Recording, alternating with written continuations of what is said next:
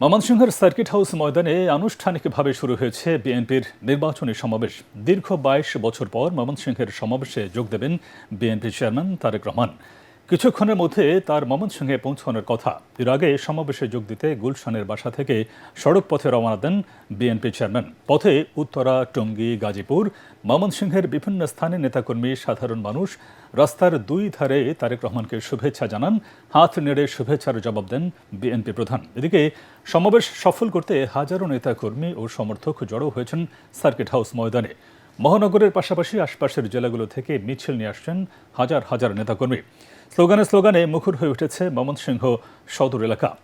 নেতাকর্মীরা বলছেন, তারেক রহমানের আগমনে নেতাকর্মী সহ এলাকার মানুষের মধ্যে উৎসাহ উদ্দীপনা সৃষ্টি হয়েছে।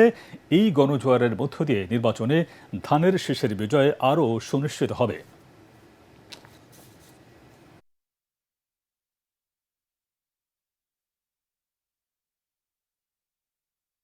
রহমান আসতেছে, আমরা এতে ধন্যবাদ। আমরা আশা করছি আগামী নির্বাচন বিএনপির চেয়ারম্যান জনাব তারেক রহমানের নেতৃত্বে ময়মনসিংহের যে 24টি আসন আছে, ইনশাল্লাহ প্রত্যেকটি আসন আমরা বিজয়ীর কল্পে আমরা সংকল্প নিয়ে আমরা মাঠে কাজ করছি। এই বিভাগে 17 বছরে যে উন্নয়ন হওয়ার কথা ছিল, বিগত ফ্যাসিস্ট সরকার এই এলাকার কোনো কাজে হাত দেয়নি। এখানে দারিদ্র সীমার নিচে বসবাসকারী লোকের সংখ্যা অনেক বেশি, এখানে কলকারখানা নাই, এখানে কর্মসংস্থানের অভাব।